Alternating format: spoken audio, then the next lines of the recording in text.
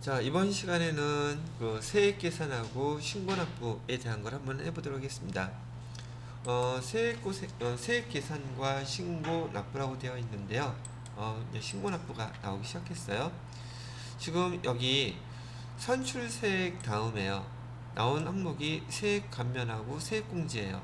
이 세액 감면과 세액공제에 대한 항목들이 상당히 많이 나오는데 여러분이 이 순서도 세액공제가 먼저냐 세액 감면이 먼저냐 이 순서도 시험 문제에 나와요. 그래서 기억하실 때 선출세액이 나온 다음에 그 세금에서 우리 세액공제는 저기 연말정산할 때도 종합소득 계산할 때도 들어봤던 용어죠. 세액이 계산하고 난 다음에 세액끼리 공제해 주는 거. 뭐 흔하게 들었던 얘기로 특별세액공제 있었고 자녀세액공제 있었고 그냥 근로세액공제도 있었잖아요. 이런 세액공제들 얘기하는 거예요.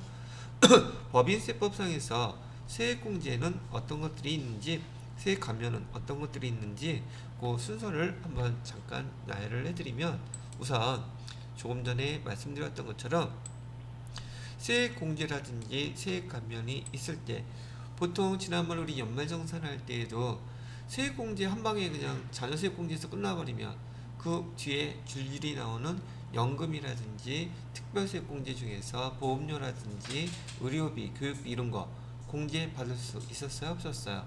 없었죠? 그래서 얘네들도 마찬가지로 법인세법에서는 이런 세액 공제를 적용하는 순서가 있는데요.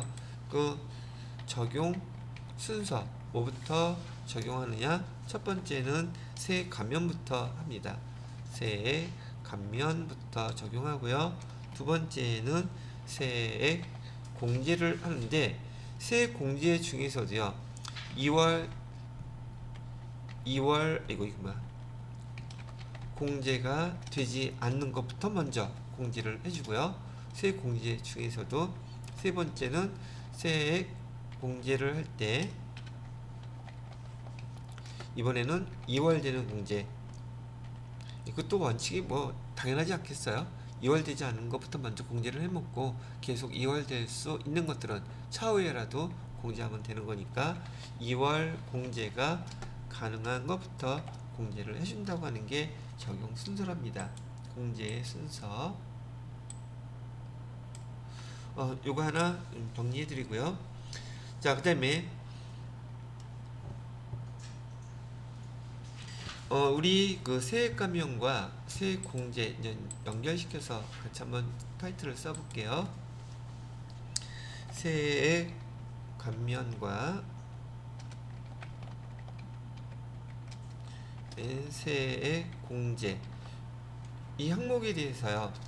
지금 이 감면에는 일단 일반 감면이라는 용어가 있어요. 감면 중에서 일반적인 걸 얘기하는 거예요. 일반적인 감면이라고 하면 이런 기간의 제한이 없어요. 기간의 제한이 없는 감면. 감면이라는 뜻은 세금을 감해준다는 뜻이잖아요. 거기에 해당되는 것들이 있다고 얘기를 하는 것이고요. 그 다음에 기간 감면이라는 게 있어요.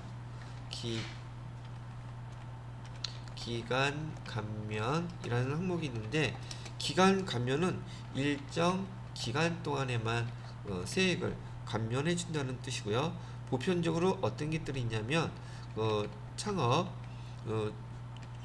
중소기업들에 대해서 보편적으로 많이 적용되는 항목들이라고 합니다. 그 창업 항목들 그 다음에 이번 감면은 두 가지로 정리가 되고요. 그 다음에 세액공제 세액공제하는 항목에서는 얘도 마찬가지로 우선 법인세법상의 세액공제가 있고요. 그 다음에 조세, 특례법에 따르는 세액공제가 나뉘어져 있어요. 그래서 여기다가 써놓을 때는 우선 앞자 이렇게 쓸까요? 얘기하면 되겠죠? 네. 세액공제는 법인세법상 에 해당되는 세액공제 첫 번째 거는 외국 납부 세액공제 세액공제가 있고 얘는 2월 공제도 가능해요. 2월 공제는 10년 동안 2월 공제를 할 수 있고요. 최저한세 제한 받지 않습니다. 요거 이따 이제 써드릴게요. 그 다음에 두 번째는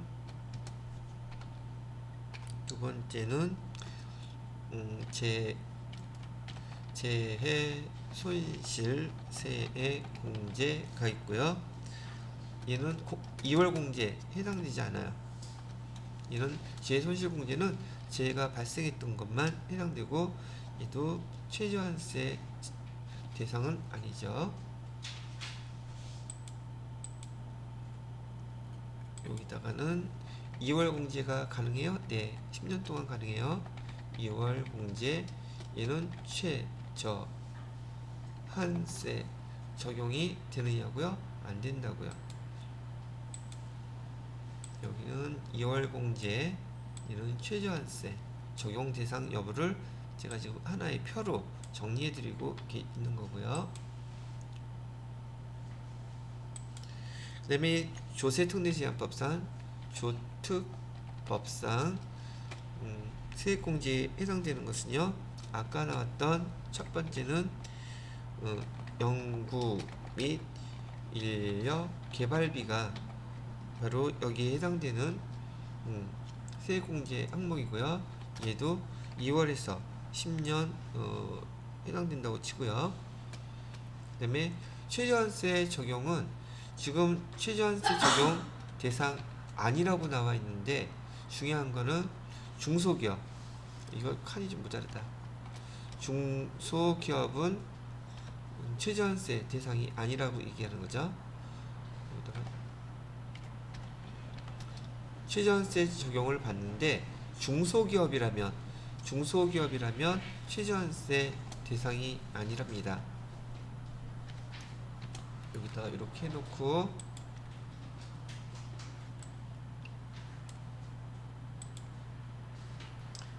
여기 시험 문제 종종 나오더라고요. 중소기업일 경우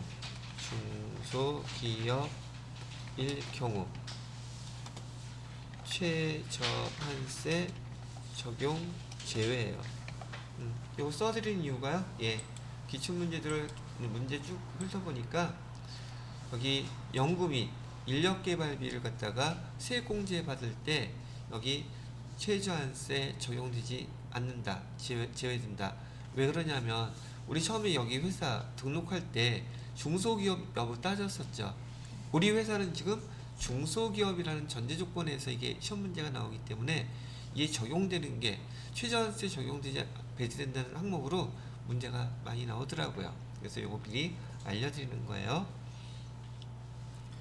자, 그 다음에 각종 투자세액공제들이 있는데, 지금 써드린 것 중에서 제가 명확하게 써드린 것이 그나마 제일 자주 출제되는 것들이에요. 그 다음에 각종 투자세액공제 이런 것들이 있고요. 얘네들도 저기 조특법상에서 나와 있는 것들은 다 10년 2월 공제가 가능해요. 그 다음에 최저한세 대신 조특법상에 나오는 것들은 최저한세에 다 적용을 받아요. 최저한세에 미치지 못한다면 공제 못 받는다는 뜻이기도 하고요. 자, 그래서 여기 항목에서 법인세법상의 세액공제 시험 문제에서는 제가 파란색으로 표시해 드릴게요. 제일 많이 나와요, 요 녀석. 외국 납부세액공제가 법인세법상의 세액공제 항목이라는 거 하고요. 그 다음에 여기 조특법상에서는 연구 및 여기 인력개발비, 근데 중소기업일 경우에 연구 및 인력개발비는 최저한세 제한을 받지 않는다. 아직 뭐 최저한세 배우지는 않았지만 내용 자체가 그렇게 돼 있다는 얘기죠. 그 다음에 또 구분해야 될 거, 여기 외국 납부 세액 공제 중에서요, 이 외국 납부 세액 공제는 지금 일종의 세액 공제를 받을 것인지 아니면 우리 송금에서 비용으로 인정받을 것인지를 둘 중에 하나 선택을 할 수 있게끔 되어 있어요. 그래서 외국 납부 세액 공제는 두 가지 방법 중에서 하나를 선택할 수 있다.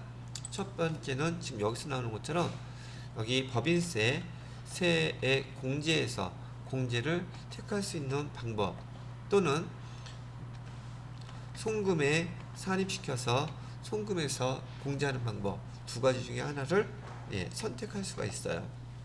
뭐는요? 외국 납부 세액공제는 이러한 특성이 갖고 있다는 얘기를 해드리는 거죠. 자, 여기가 여러분 541페이지 교재 보시게 되면은요, 첫 번째 세액 감면과 세액 공제에 대해서 일반 감면, 기간 제한 없이 적용되는 감면이라고 나와 있고, 거기 구분에 뭐 별거 쭉 나와 있죠. 일반 감면에 해당되는 것들이고요. 그 밑에 그 밖에 세액 감면, 그래서 동그라미로 1번부터 6번까지 줄기차게 쭉 나와 있죠. 요 세액 감면에 관련돼서는 이따가 우리가 실기에서 이거 하나하나 필요한 것들로 연습을 해보게 될 겁니다. 여기는 총 6가지가 나와 있는데 그나마 우리한테 나중에 설명해 드릴 것은요 1번 정도밖에 없어요. 이것도 교재에서 예로 설명해 드릴 것을 보도록 하고요. 그 다음에 일반 감면에 해당되는 내용을 오른쪽에서 감면 내용 한번 보세요. 뭐 퍼센테이지까지 다 읽을 필요는 없고요.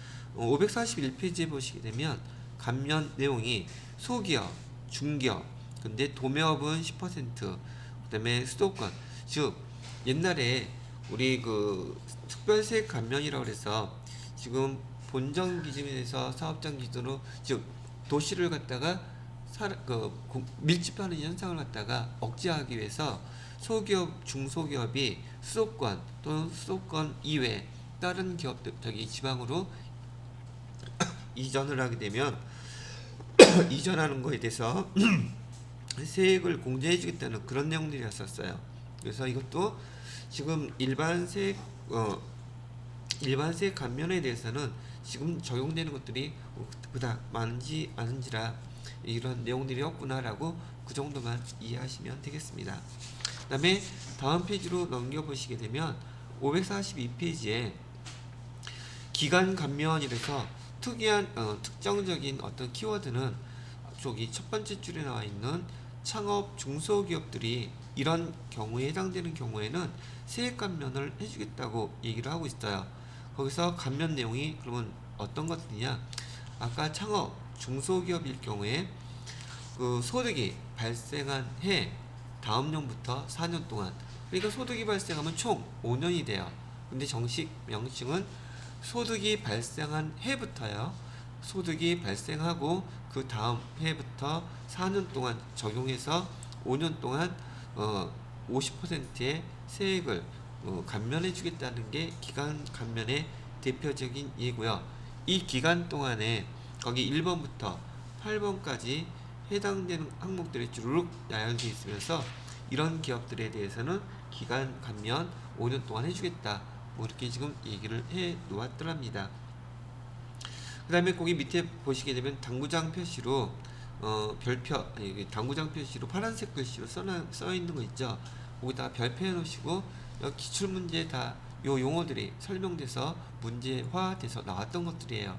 그래서 중복 적용이 될 수 없기 때문에 만약에 세액 감면이라든지 해당되는 게 2개 이상 겹쳐져 있을 때에는 금액이 큰 것으로 선택하라고 얘기가 되어 있답니다. 그 다음에 그 중간에 보시게 되면 세액공제라고 나와 있죠. 세액공제에서 보시게 되면 거기 외국납부세, 거기다가는 세액공제에다가 별표 3개 정도 해놓으세요. 왜 3개냐고요? 그나마 제일만 출제가 돼요. 세액공제 항목에서는. 그 법인세법에서는 첫 번째, 두 번째까지 그냥 기억해 놓으시면 될 것 같아요. 외국납부세액공제하고요. 그 다음에 손실세액공제 두 가지가 제일 그나마 익숙하게 기억을 해두시면 되겠습니다. 조세특례제한법에서 세액공제는 연구 및 인력개발비 그거 하나면 될 것 같아요. 그 다음에 옆에 보시게 되면 2월 공제가 된다 안 된다, 최저한세 적용된다 안 된다 나와있죠. 조특법상 건은 최저한세 적용 대다수 받는 데 반해서 여기 법인세법에 여기 세액공제는 최저한세 적용되지 않는다는 게 특징이기도 합니다. 다만 조특법상에서의 연구 및 인력개발비 세액공제는 중소기업인 경우 여기는 최저한세 대상이 아니라는 거, 그것만 구분을 해 놓으시면 될 것 같아요. 거기에 대해서 지금 542페이지에 법인세법상 세액공제, 외국납부 세액공제라든지 재손실 세액공제 설명을 하고 있는데, 재손실 세액공제도 아마 지난번 이론에서 잠깐 나왔던 것 같은데요. 거기 회사에서 재해로 인해서 자산 총액의 10%가 아니라 20%라고 나와 있죠. 거기 지난번에 문제에서는 재손실의 10%라고 문제가 나오고 틀린 거 찾으라는 문제 나오고 그랬던 항목이었었어요. 그래서 자산 총액의 20% 이상 손실을, 토지는 제외해요. 자산 중에서 토지는 제외하고 남아있는 자산의 20% 이상 재해로 인해서 손실을 봤다 그러면 세액공제를 해주겠다는 내용이랍니다.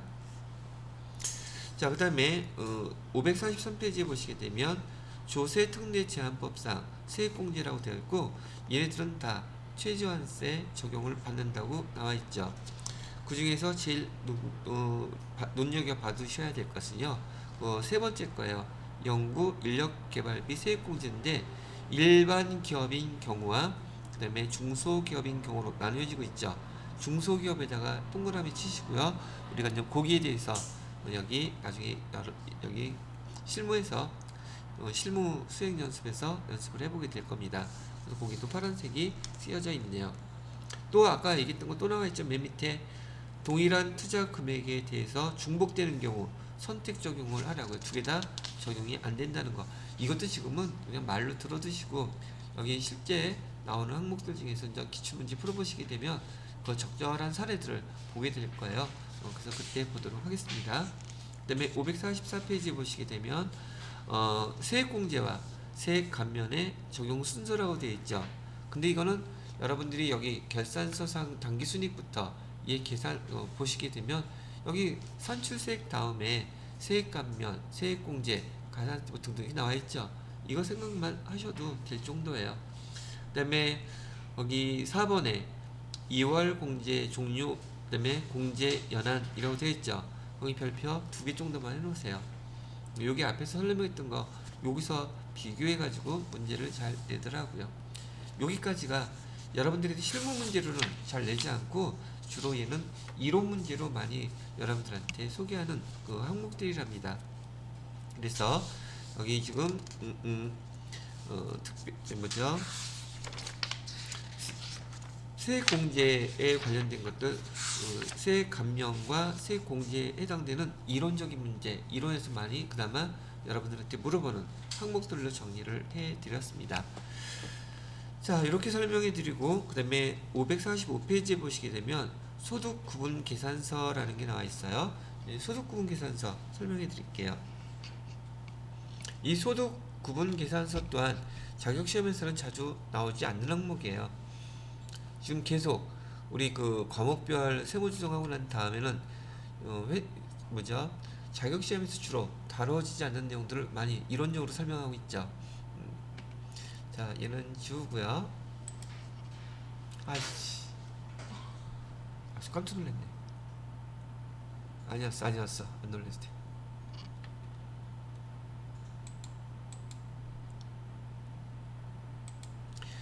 이번에는 소득 구분 계산서라는 거 설명해 드릴게요.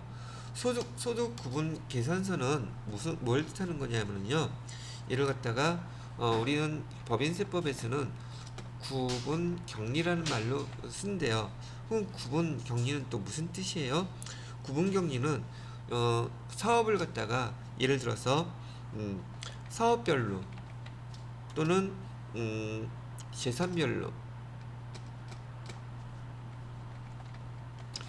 구분해서 표시를 해달라는 얘기인데, 이렇게 얘기하면 도통 뭔 소린지 알아듣기가 좀 대략 난감해져요.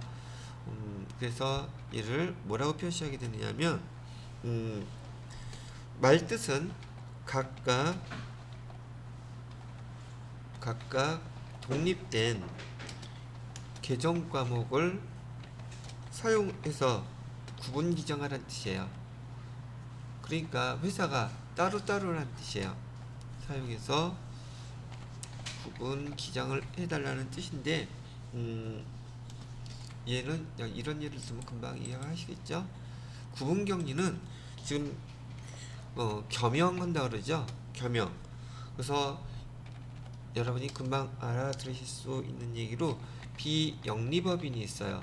비영리법인은 말 그대로 영리를 목적으로 하지 않죠. 그래서 비영리법인이, 근데 비영리법인도 수익사업을 할 수 있다 그랬어요. 그러면 비영리법인과 수익사업을 하는 그 사업 내용은 똑같이 섞어놓으면 구분이 안 되겠죠. 그러면은 그 수익사업을 하는 사업에서 벌어들인 수익을 비영리법인에서 사용할지 또 별도로 사용할지 알 수가 없잖아요. 그래서 비영리법인하고 뭐하고 구분하라는 얘기요? 수익 사업을 하는 사업과 구분을 해서 그렇게 써놓으라는 게 대표적인 여기 예랍니다. 이 예는 간단하겠죠? 근데 이 구분 격리의 대상을 갖다가 교재에서는 이렇게 설명을 하고 있네요. 일단 구분 격리 대상은요, 우선 법인 세법상에서는 대표적으로 좀 전에 있던 수익사업이 있다면 수익사업하고 그 이외 기타 사업 이를 갖다가 구분을 해달라고 얘기하네요. 그럼 여기 수익사업은 여하튼 간에 돈 되는 사업이 됐든 뭐가 됐든 간에 그런 사업이 있다면 구분해서 표시해달라는 내용인데요. 이런 것도 있고 또 뭐도 있느냐 하면 신탁재산. 신탁은 맡겨놓은 재산이니까 회사의 재산이 아니죠. 자기네가 사업하는 거하고 똑같이 하면 안 되겠죠. 그래서 신탁 재산이 있는 사업이라든지, 그 다음에 승계사업은 어떤 걸 뜻하냐면 회사가 합병하거나 분할했다 그러면 그 법인은 별도로 어떤 회사에 합쳐지거나 쪼개졌다 할지라도 별도로 따로 구분 격리를 해줘야지만이 그 금액들을 계산할 수가 있지 않겠느냐는 거, 어떻게 보면 당연하고 일반적인 것들이기도 한답니다. 그 다음에 승계사업하는 거 구분하라는 이유는 합병을 하던 그 다음에 분할을 하던 간에 얘네들은 거기 회사가 좋지 않으니까 실적을 더 올리기 위해서 효과성이 없는 것들은 분리하기도 하고 짬뽕하기도 하고 그렇게 하겠죠. 여기에는 뭐가 있을까 하면 공통된 특징은 2월 결손금이 여기 있더란 얘기예요. 2월 결손금을 갖다가 사용하기 위해서 섞지 말고 따로따로 구분해서 구분격리 하라고 지금 설명하고 있답니다. 자, 이게 법인세법상에서는 구분격리를 사용해야 되는 이유들이고요. 여기는 그래도 부담없이 들으셔도 돼요. 이건 자격시험 문제 용도는 아니니까요. 이거는 다 여기 법인세법에서 설명하는 그런 용어들에 대한 거, 상황들에 대한 거 한번 들어보시라고 제가 설명해 드리는 거니까 자격시험에서는 거의 출제되지 않아요. 그 다음에 이번에는 주특법상에서 조세, 특례, 제한법상에서는 어떻게 구분을 하고 있냐면, 예를 갖다가 감면 사업소득하고요, 그 다음에 기타 사업소득, 감면받지 않는 소득이 있겠죠. 기타 사업소득하고 구분하라는 거예요. 포인트는 감면이겠죠. 감면받는 사업소득하고 기타 사업소득을 구분해서 쓰라고 얘기를 하고 있습니다. 자, 근데 여기 조세특례 제한법상에서 이렇게 감면 사업소득, 그 다음에 기타 사업소득, 법인세법상에서는 이런 소득 있다고 하는데, 그러면 공통적으로 사용되는 게 있고 개별적 각각의 사업에서 발생하는 것들도 있을 수 있겠죠. 그래서 이따가 이제 바로 얘는 실무로 연습할 게 나오게 되는데, 실무로 연습하게 될 때 쓸 수 있는 용어, 어떤 용어를 쓸 거냐 하면요, 이런 용어를 쓸 거예요. 여기다 써야겠네. 일반 사항으로